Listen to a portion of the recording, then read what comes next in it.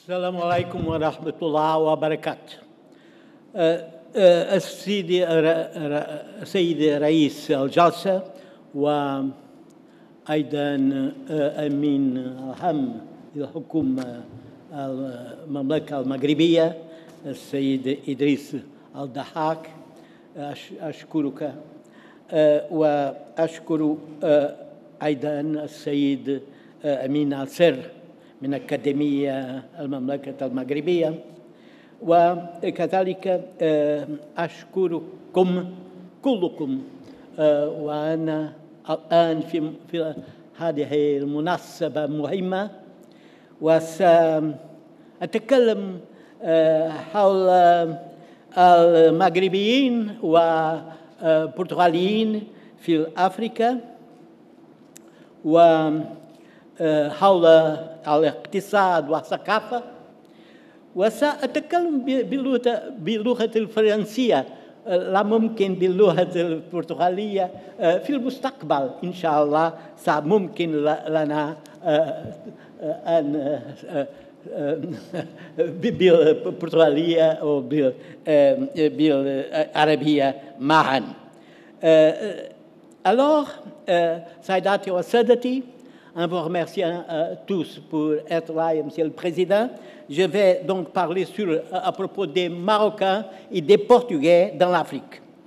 Pour répondre aux défis de cette académie, pour parler ici de l'Afrique comme horizon de pensée, j'ai songé à examiner la vie et le destin des deux grandes nations, le Maroc et le Portugal, ou mieux, des Marocains et des Portugais, qui ont œuvré pour répandre sa culture, sa langue, son économie, surtout son commerce, dans presque tout le continent, dans ce continent immense, aux peuples nombreux et aux ressources inépuisables. Ils sont arrivés en ce moment à avoir été physiquement ou par son influence le Maroc dans une grande partie de l'Afrique du Nord-Ouest et aussi de l'Afrique centrale et occidentale, tandis que le Portugal a répandu sa présence et sa langue surtout en Guinée, Bissau, en Angola, Mozambique, à Cap-Vert, São Tomé et Príncipe et d'autres. Donc il faut tenir compte de cette réalité culturelle et aussi économique. Il faut essayer de dégager les raisons qui ont poussé à faire tant d'efforts et ont pu arriver à cette évidence marocaine et portugaise qui aujourd'hui personne ne peut nier. Et cela sans renier la part de l'influence des pays comme l'Égypte ou d'autres pays arabes, ou de l'Angleterre et de la France. Et aussi sans pouvoir oublier la volonté des pays comme les États-Unis, la Chine et l'Inde, qui ont voulu prendre beaucoup des richesses de ce continent béni. L'effort que nous faisons pour voir clair dans cette réalité peut nous aider à œuvrer pour mieux garantir l'identité de ces peuples, et nos langues et cultures dans le proche et le lointain avenir. Encore hier, à la fin de la journée, Madame professeure Catherine Kokri-Vitrovic a fait une excellente intervention pour redire l'importance de l'histoire, pour voir clair et trouver les plans d'action. D'abord, faut-il le rappeler, il faut vivre et survivre. Or, le Maroc, à depuis des siècles, soit par les céréales, l'élevage du bétail, mais aussi a pu développer une brillante civilisation pour l'artisanat de toutes sortes. Le bois. Regardons le toit, les murs, ce beau bâtiment, très beau bâtiment, voir aussi l'art en général, l'art du fer, l'urbanisme des villes très réussies comme Fès et Marrakech, les tapis, les vêtements, la nourriture de qualité reconnue au monde. Regardez l'organisation des marchés, les soins sanitaires, l'eau, toujours l'eau, source de vie et de pureté. Grâce à tout cela, les marchands marocains sont allés partout et surtout au pays du Sahara et au sud, visiter les gens et chercher des produits qu'il en avait, l'or, les produits tropicaux et sous-tropicaux. C'est proverbial, l'honnêteté des marchands au souk. Ils peuvent, j'allais écrire, ils doivent marchander, essayer d'avoir un gain plus élevé, mais les poids, la qualité, l'argent seront toujours fidèles. Donc les habitants du Sud cherchaient l'or pour payer tant de choses. On ne peut pas aussi oublier l'importance du sel et d'autres articles, le sel qui a été apporté par les Marocains et des produits si extraordinaires comme l'ivoire, aussi la malaguette, le granum paradisi, disent en latin, le grain du paradis. Souvent, ces marchands ont voulu avoir des agents commerciaux sur place et petit à petit, ils ont fait un travail de missionnaire, parlant de Dieu, Ta'ala, la religion monothéiste, les compromis solidaires d'entraide. Et ce faisant, on convertit à l'islam beaucoup de gens. Mais ils l'ont fait sans trop empêcher ou interdire les habitudes jadis. C'était surtout l'enseignement positif. Les ablutions, les vêtements jolis dans sa blancheur, comme les djellabas et d'autres, les aïks, les kaftanes, et surtout aussi les soins alimentaires et d'hygiène. Cela a été surtout à partir du siècle, XIIe siècle, surtout après Al-Ghazali, l'atout des confréries qui ont été répandues partout au sud du Maroc. Moi-même, j'ai fait autrefois le pèlerinage à Sidi Moussa d'Aglou.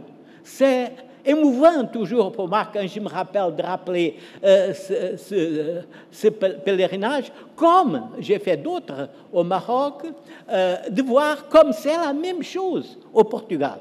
Des petites choses ont changé, mais c'est la même chose. On fait le tour des chapelles, des Azoyes, comme je vais en dire, et donc on a fait tant de kilomètres si loin au sud du Maroc, ça se trouve juste près de Tiznit, Sidi Moussa d'Aglou, et alors retrouver les mêmes choses que j'ai vues, petits ou grands, au Portugal.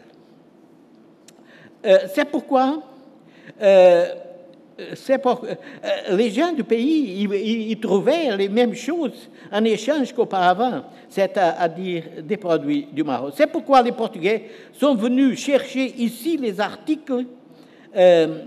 Excusez-moi, j'avais dépassé. Le Portugal, quand surtout au moment des grandes découvertes, ils ont été en Guinée, ont trouvé l'or et les autres produits. Les gens du pays voulaient, qu'est-ce qu'ils voulaient? Les mêmes choses qu'auparavant, ils avaient des Marocains qui allaient, après le Sahara, vers les pays du Sud. Donc, les Portugais arrivant sur les côtes, ils ont été obligés de prendre ici, à Safi, partout au Maroc, les mêmes choses, les mêmes produits, les tapis, les couvertures, les djellabas, et ils achetaient ici par des milliers, par dizaines de milliers, chaque année, par dizaines de milliers. C'est un développement extraordinaire, surtout à Safi. Mohamed Sharif, notre confrère qui est de Safi, il le sait bien, par des dizaines de milliers. Nous avons toujours ces documents gardés aux archives. Certainement, les Portugais voulaient convertir les gens au christianisme. Mais dès qu'ils avaient été déjà islamisés, ils n'ont pas cherché à les convertir. Ainsi, il n'a pas eu aucun choc pour la religion dans ces contrées. Ni pour la religion, ni pour la culture religieuse. Chacun gardait sa religion. Il faut dire C'est un peu étrange de le dire, mais je vous prie de le prendre au sérieux, parce que c'est vrai d'abord, et parce que ça n'a pas rien de mauvais, à mon avis. Que jusqu'à la décolonisation en Guinée-Bissau, les tribus qui acceptaient les Portugais étaient celles qui étaient déjà islamisées, les Peuls et les Mandingas. Tandis qu'au Mozambique, c'était les Ajawa et les Makua. Nous avons ici quelqu'un qui est expert au nord du Mozambique. C'était justement les Ajawa et les Makua qui étaient les alliés des Portugais. Au moins acceptaient bien la présence portugaise. Qui combattait les Portugais à l'époque, pendant les courtes années de la décolonisation? C'était les Macondes, justement des animistes ou des chrétiens, surtout des chrétiens protestants. Vous voyez que la tolérance de l'islam et du christianisme entre Marocains et Portugais a pu convertir à chacune des deux religions, étant très tolérante avec les gens des régions visitées. C'est un exemple important, très important pour nos jours. On peut dire davantage. L'islam au Portugal, ou à vrai dire dans le Gharb al-Andalus, que nous prenons al-Andalus, il y a une grande distinction entre le Castilla, la partie aujourd'hui espagnole, jadis c'était la Castille, l'Espagne comme telle existe depuis le XVIIIe siècle, qui a été tout à fait différent de l'islam aussi du nord d'Afrique. Il y a là un sujet qu'on ne va pas plus approfondir et parfois difficile à traiter parce que nous n'avons pas toute la connaissance qu'on pourrait souhaiter. Là, dans la période plus importante, jusqu'au Xe siècle, l'islamisme a suivi la dynastie omeyyade. Très tolérante. On sait les églises continuaient à exister. C'était surtout possible d'avoir beaucoup plus d'arabisés dans l'Al-Andalus que de musulmans. C'est-à-dire l'islamisation a été moins poussée que l'arabisation. Tandis qu'au Maroc, les gens avaient vu toutes les invasions, les Kharégites, les chiites, comme la dynastie idrisside, et les sunnites. On a même quelques sursauts plus orthodoxes, comme les Almoravides, Almorabitoun. Curieusement, ils se disaient Amir al-Muslimine, les princes des musulmans. Et aussi, évidemment, les Almohades, Al-Muahidoun, les unitaires. Ceux-ci avaient même un calife, et le titre était Amir al-Mu'minin, le prince des fidèles. De tous les fidèles, sous-entendu, ont franchi un pas davantage, les Almohades. Au Portugal, il a été Amir al-Mu'minin, le Miramoulin, qu'on trouve dans les chroniques. Avec les dynasties chérifiennes des Saadiens et les Philalides, les Alaouites du Maroc, a trouvé une direction politique stable. Avec le shérif Mohammed al-Sheikh, ils ont pu unifier le Maroc sous la dynastie chérifienne saadienne, et aussi, voilà, qu'après la bataille de Oued al-Marzan, des Trois Rois, les Marocains vont se diriger vers le Grand Sud et établir au Tombouctou, à Gao, à Ladrar, comme Chinguetti et Ouadane. Ils sont arrivés au fleuve Sénégal et au-delà. Presque toujours a été une présence pacifique. Donc, nous pouvons comprendre l'accord de la population de ces régions du Sénégal, de Guinée et au-delà de la culture marocaine. Mais, enfin, sous le titre de l'Afrique comme penser et comme les Marocains et les Portugais ont réussi à tant d'influence sur ce continent, on peut souligner que beaucoup de faits ont été les mêmes au Portugal et au Maroc. Voilà ce que d'habitude ce n'est pas dit, que on dit souvent les Arabes, les musulmans, les Marocains sont restés plus longtemps en Espagne qu'au Portugal, parce qu'à la mi-XIIIe siècle, le Portugal a pris sa dimension actuelle. C'est vrai et ce n'est pas vrai. C'est-à-dire parce qu'en Espagne, en Castille, cette région de Grenade est restée comme une sorte de protectorat de Castille, d'Espagne. Tandis qu'au Portugal, les Portugais sont venus tout de suite vers le sud, y ont compris, y ont pris la culture arabo-musulmane, tandis que les Espagnols sont restés vers le nord, vers Burgos, vers Valladolid, vers Salamanca et même plus au nord. Donc, vous voyez, les Portugais sont venus donc à un moment où ils n'avaient pas cette différence des deux religions comme après, et donc les Portugais ont pris toute une influence des Marocains, des Arabes. Et comment cela a été fait? Parce que le roi, Afonso Henriques, le premier roi, qui a régné presque un demi-siècle, 47 ans, est venu vers Lisbonne. Et Lisbonne était très au sud. Remarquez que le roi d'Espagne était très au nord. Il est venu vers le sud et donc nous avons tout de suite pu comprendre la civilisation qui était celle du Maroc à l'époque, qui était la même que dans l'Al-Andalus. C'est ainsi que, par exemple, dans la langue, c'est extraordinaire. Tout le monde sait très bien que les mots commencés par al et par a, d'habitude, sont des mots d'origine arabe. Mais le plus intéressant sont les mots qui ne sont pas avec cela et qui montrent l'influence profonde. Par exemple, qui sait que la grenade, le fruit appelé grenade, granada en espagnol, grenade en français, est appelé au Portugal partout.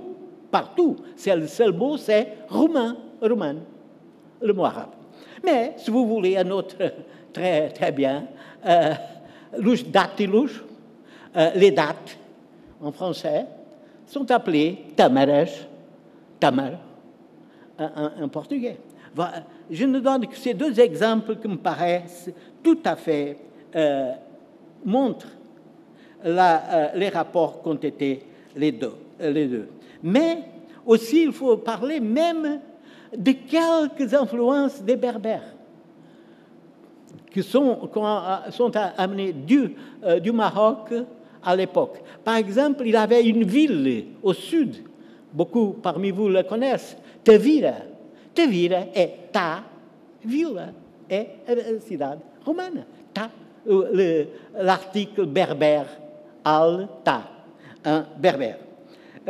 Donc, mais encore pour la religion, on peut voir davantage ce problème qui a pu ensuite se répandre dans l'Afrique par les Portugais, c'est-à-dire que quand nous avons une petite chapelle partout dans le Portugal, on les appelle azoias, zawiya. Et quand vous irez sur la pointe plus occidentale d'Europe, au Cap de Roca, vous allez voir un petit village, une alqueria, appelée Azoia. Mais si vous êtes à Setúbal, vous allez sur la pointe extrême au Cap Espartel, vous trouvez un petit village, une alqueria, comment ça s'appelle? Azoia. Parfois, elles sont bénies par Santa Iria d'Azoia, par exemple. Mais reste là, qui étaient ces zaouïas, vous le savez tous, ces hommes épris de la solitude, être près du ciel, qui sont réfugiés loin, mais après, des disciples, des gens sont venus les voir, et c'est comme ça que la religion s'est établie un peu partout, sans guerre.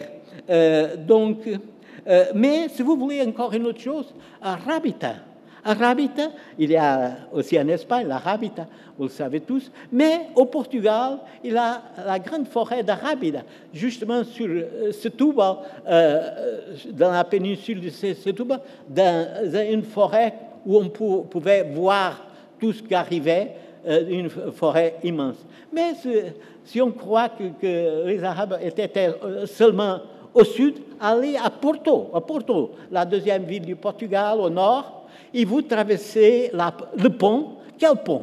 Le pont d'Arabida. Le pont d'Arabida, c'est-à-dire Rabita avait aussi.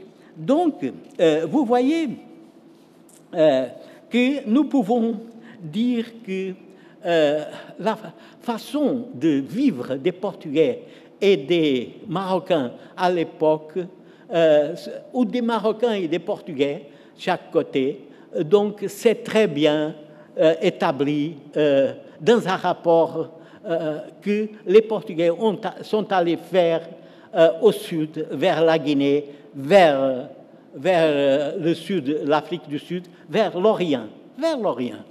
On peut trouver ces mêmes marabouts, ces sidis. Même, vous voyez, même en Indonésie d'aujourd'hui, on peut trouver des choses extraordinaires de cet mélange. Que puis-je dire à propos de l'Extrême-Orient, Indonésie? Au XVIIe siècle, on a vu, mesdames, messieurs, une chose extraordinaire. Pour la première fois, l'Évangile, la Bible, a été traduite du latin en portugais, par un Portugais qui était avec les Hollandais protestants. Donc, un chrétien, mais pas catholique, donc qui a traduit. Mais, à la même époque, dans cette région de l'Extrême-Orient, quelqu'un avait traduit, pour la première fois qu'on connaisse, vous pouvez regarder ça notamment dans l'encyclopédie de l'islam, Indonésie, la nouvelle édition, comment a eu la première traduction par un musulman de quelques pages, beaucoup, du Saint-Coran, Al-Karim. Donc, voilà ce qu'on a pu établir sans presque des guerres à l'époque. Pour en terminer, je suis déjà trop long, j'aimerais seulement parler comment cela a été possible. Bon, vous avez aujourd'hui un portugais, un français, il y a un arabe, la grande chronique d'Al-Mansour al-Zahawi, qui vient d'être publiée ici à Rabat, une grande partie, le reste suivra bientôt, j'espère.